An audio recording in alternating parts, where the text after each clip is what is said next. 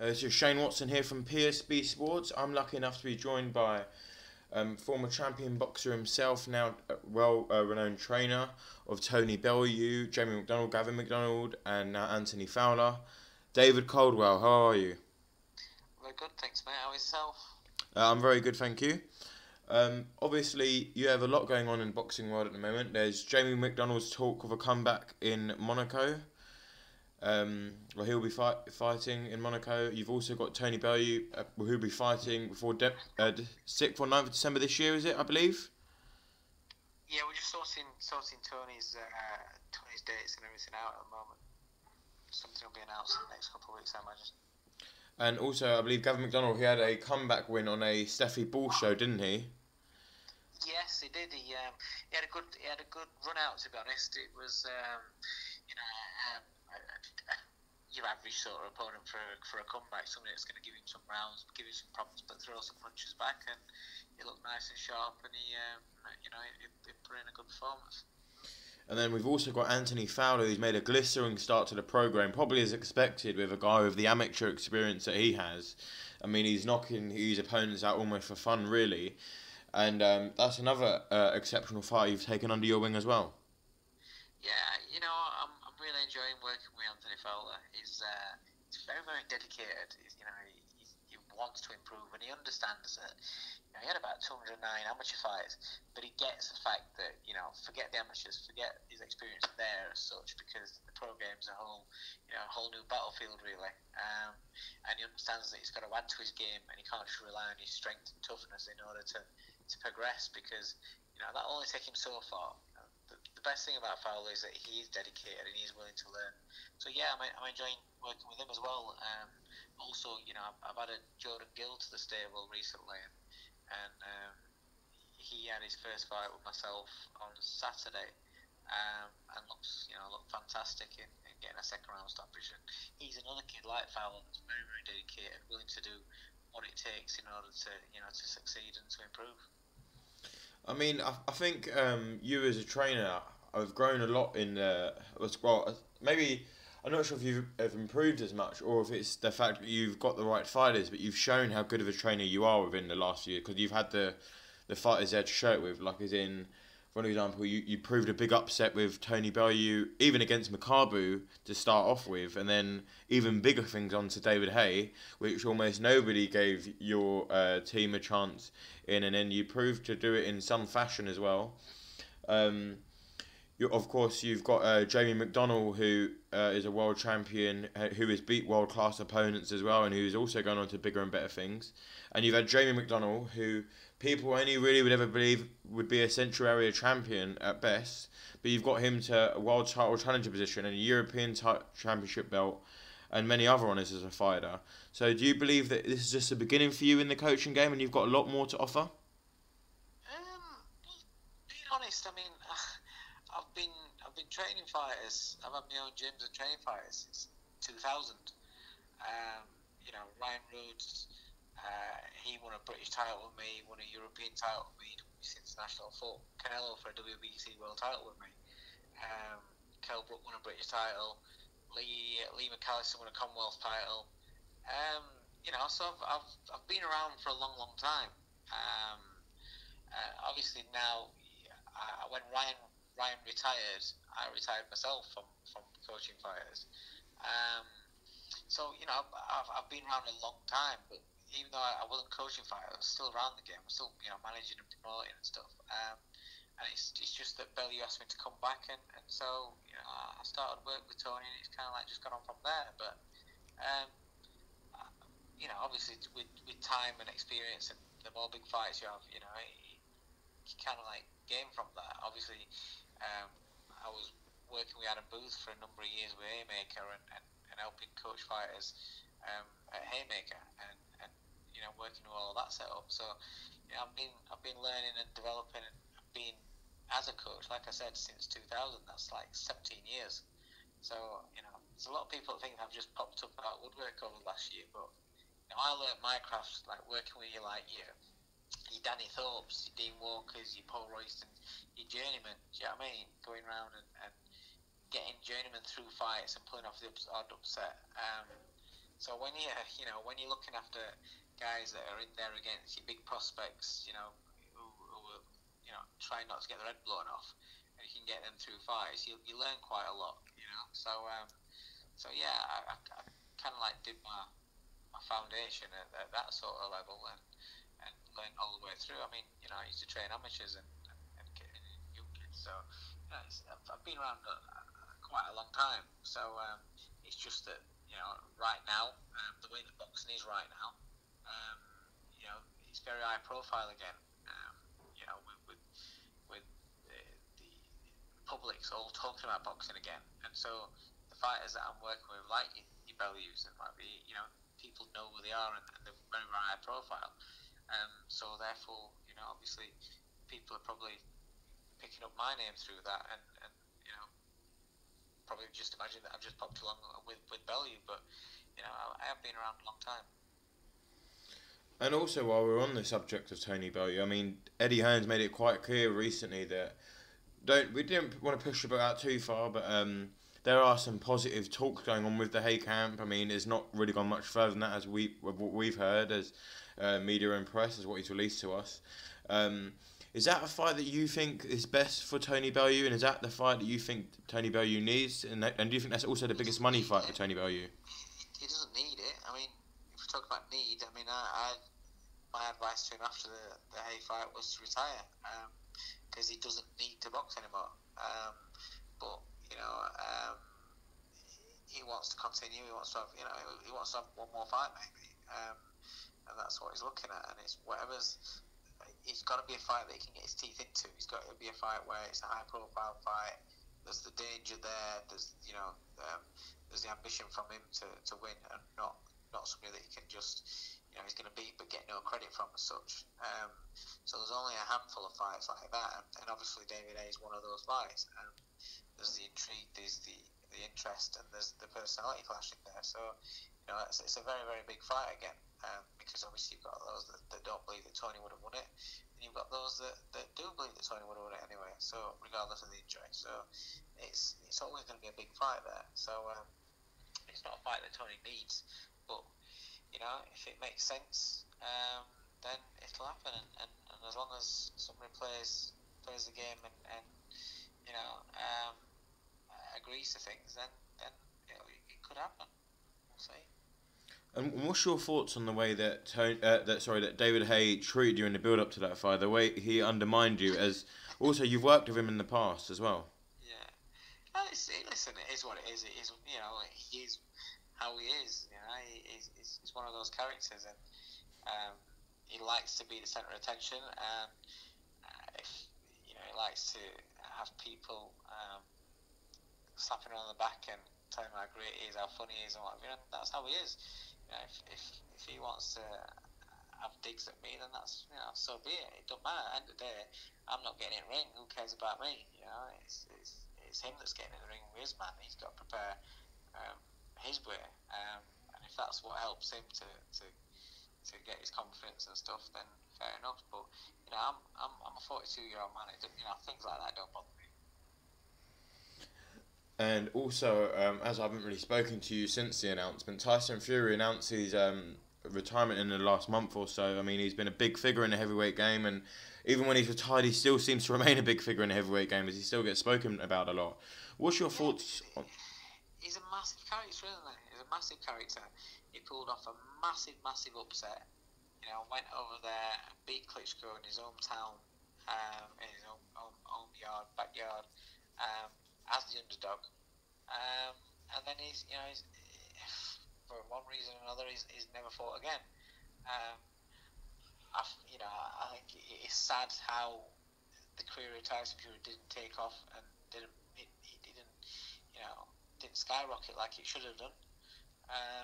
But it's that's sometimes in life things don't work out as people expect or as people plan.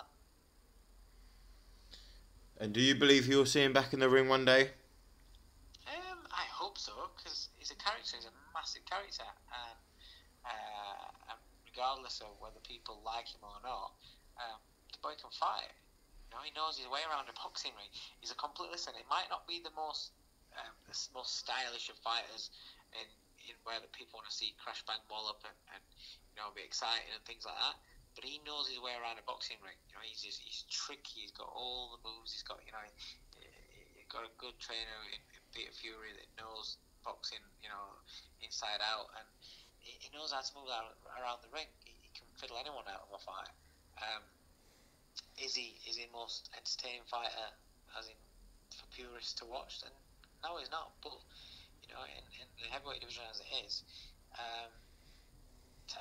Tyson Fury had slot right in there because he's liable to beat anybody, which he's already proved because the way that he went there and upset the apple cart once before. And while we're on the subject of heavyweight boxing, I mean, today it was officially announced that Joshua will be defending his world title belts against Kubrat Pulev at the Principality Stadium in Cardiff.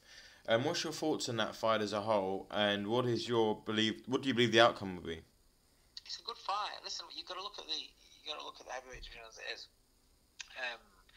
You've got Ortiz and Wilder, who I think are going to end up fighting each other. Outside of them two, you're looking at Pulev, and Pulev's the mandatory. He can, regardless of what happened with him with Klitschko, the man can fight. This is heavyweight boxing. Good fights can get done in a round. Good fights can get done in a couple of rounds.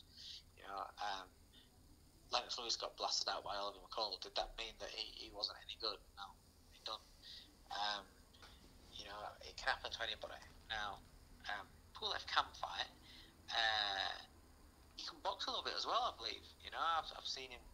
I've only watched him a handful of times, but I haven't seen him for quite a while, to be honest. I think the last performance I watched of him was the Chisora fight, I think.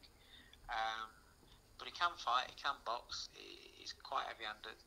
And the problem is when it's a fight where no doubt it's going to, a lot of people say, it's not a Klitschko, it's not Wilder, so a lot of people are going to say, it's just a routine defence, blah, blah. When a lot of people think that a fight is a routine defence, sometimes with a fighter, he might not get that same buzz if he's expected to win. And listen, majority of people can expect AJ to win. So when you're expected to win, sometimes, especially coming off from a massive win like he has done against Klitschko, and the euphoria and the buzz that he's got off of that, and where the life's been since that, to go into a fight where you kind of expected to win, sometimes you can just be a little bit off mentally, and that can leave you open, and and that can leave you vulnerable. And it's heavyweight boxing, and we know what can happen in heavyweight boxing. So there is that element of danger in there, because Pulev is a good fighter, and it is a good fight. Like I said, in the landscape of heavyweight boxing, this is a good fight. So I'd look forward to it, but I would expect Joshua, because he is a student of the game, and he does study it, he does look to improve. One thing about Joshua is his attitude's phenomenal. It's a fantastic attitude, because he just wants to improve all the time, and he's dedicated and he works hard. So I imagine that there's things in the Klitschko fight that he wasn't happy with, that he expects that he can improve on, and so he'll be looking to build on that. And the experience he'll have gained from a fight like that should make him a better fighter. So I expect him to go out there and do a job on Pulev. It's a fight that is a potential banana skin, but I expect him to do the business. And also, we have the World Boxing Super Series coming up. We have obviously the cruiserweight selection, and we have the super middleweight selection. First of all, who do you believe will come out on top as a whole in the tournament for the super middleweights? Oh, do you know what? I don't know. I'm buzzing for this tournament. I think it's fantastic. The super middleweight's got a couple of names in there that I'm not, particularly bothered about having in there. But the cruiserweight one is just phenomenal. I think, even though the problem is people don't know the names, because the foreign names are all Eastern Europeans, etc., and a lot of people don't know the names. But that tournament there deserves to get people watching it. If you like seeing two guys go at each other throwing bombs, that's the tournament to watch. As for the super middleweight one, who do I think will come out on top? I genuinely don't know, because we're going to see how good Eubank is. And styles make fights. I think if you stand and fight with Eubank, he's a very good fighter. that's his game. I think he's a very, very good fighter. I don't think he's a great boxer. So I think to beat Eubank, you have to box him. You have to have, you have to have legs. You have to have good feet. You have to have a good jab and a good boxing brain. And I think if you box him, you can beat him. But some of the boxers that are in there, apart from Callum Smith, some of the boxers that are in there are quite, like I said, they could susceptible to getting hurt. The fighters that could get unstuck if Eubank turns it into a brawl and into a strength fight. George Groves, I think, my question with George Groves perhaps is it's took him so much energies, efforts, emotions to become a world champion. Now he's become a world champion. How does that sit with him? Does he is it a case of, right, I've cracked it, this is a big, it's big money fights here in this tournament, but does that take a bit of the hunger and ambition away from him, or does he want to, right, now I'm going to prove that I'm the best in the division, and is he hungry for it? That's a big question for me, because sometimes, and not just for George Groves, but for fighters in general, sometimes when it's taken that long and that much of a struggle to get there, with so many setbacks, sometimes when they get there, they kind of like, I've cracked it now, and just take, I'm not saying a large chunk, but just a little chink in them where it just relax up a little bit. The Jamie Cox fight is a banana skin. I think Groves should be favourite for that, rightly so, but it's not a fight that Cox can't win. So that's interesting. Next to Callum Smith, he's got the abilities. Listen, it's a great tournament, it really is. I couldn't really pick a winner, to be honest. I want to see the first round of fights first, and then I might be able to say, I think he would, I don't know, because with Callum, although I think on potential, I think he is the man that could win this tournament and prove that he's the best. We don't know, because we've not seen him kind of like go, be put into deep waters as such and face bangers that, the guys that he's fought really haven't really been big punchers that can do anything with his size. Once he starts talking about world-class fighters, then it gets a little bit more difficult, because those guys can sometimes negate the size advantages that Callum holds over the guys that he's been fighting so far. So, Callum is slightly, he's slightly untested at the moment. So, I don't know, mate. I don't know. The cruiserweight one, I'm really excited about. And again, that's a toss of a coin. So many great fighters in that one. Do you believe that maybe Mike Perez could be a dark horse for this tournament? Yes, 100%. Yeah, I was disappointed in his comeback fight, because the fact that he got down to cruiserweight and looks phenomenal in shape wise, I was really excited to see him perform. And then, obviously, I think I was commentating on that one. The fella, I think, got done in about 20 seconds or something. Yeah, it was the first jab he got hit with. He went over, didn't he? Yeah, that's it. Yeah, and so I was really disappointed. So we don't know what Mike Perez has got left, but if he's got the talent and the abilities that he had when he was overweight at cruiserweight, then he's going to be very, very interesting to see. There's Breedis, there's him, there's do you know what? It's just fantastic. Usyk, it's just fantastic. And that's, like I said, that's the division, that's the tournament that you can watch. And I hope it does good numbers. I hope it's a success, because I like the formula, because they could do it with several weight divisions, and you could have some cracking fights. If it works, if it gets a good live gates, and the viewing figures, and it generates money for the organisers, then they'll go again, and they'll go with different weight divisions, and we're going to see this regular. If it doesn't work, if it doesn't get live gates, and if it doesn't get people watching, then it's not going to happen again. That's how boxing works. So, we all have great ideas that everyone should fight each other, but if they don't know how to promote it, market it, and sell it, and it doesn't sell, then ultimately the guys who are putting the money in, they just, it'll just die. So fingers crossed it does really well. And also, fighting on the undercard of Callum Smith against Eric Scogren is David Price, and he's going to be fighting Raffles and Barney Love. I know it's not going to be under your supervision this time. Can you explain exactly what's happened between you and David Price, and are you still remaining as good friends?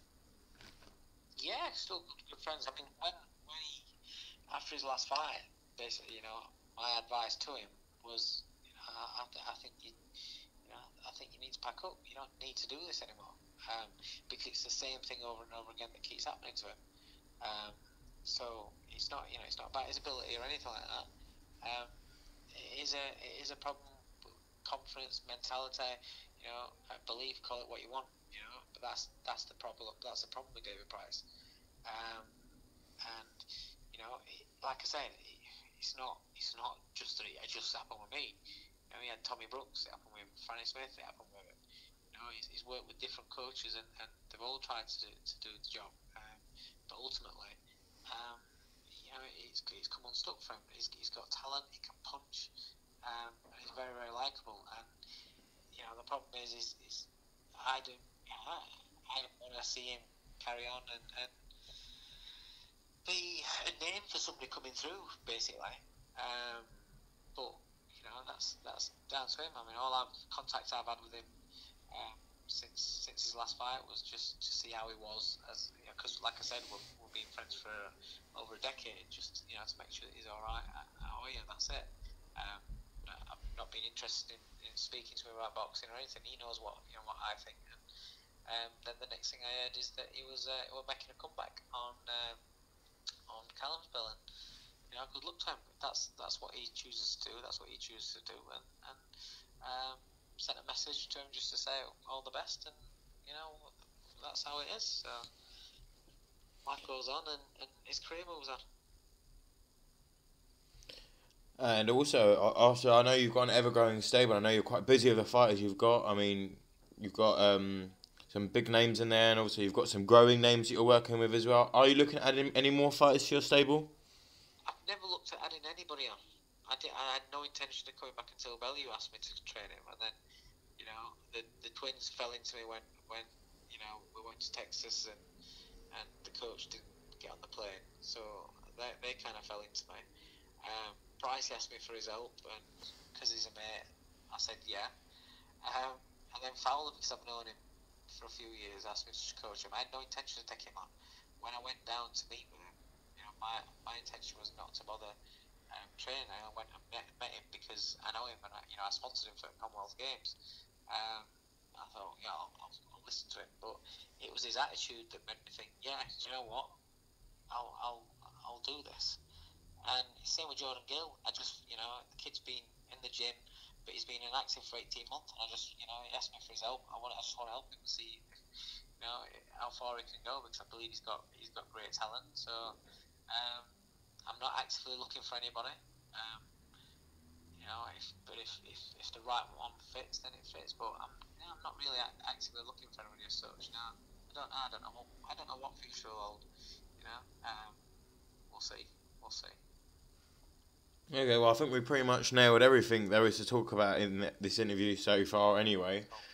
We'll hopefully catch up with you soon. Hopefully there will be an announcement in the near future, in the next few weeks, on Tony Bellew'S' future as a fighter, who he's going to fight next. I know Joe McDonnell announcement's coming soon for November the 4th in Monaco, I believe, about who his opponent's going to be. So that'll be definitely something to talk about in the near future as well. Yeah. And take care, and I hope...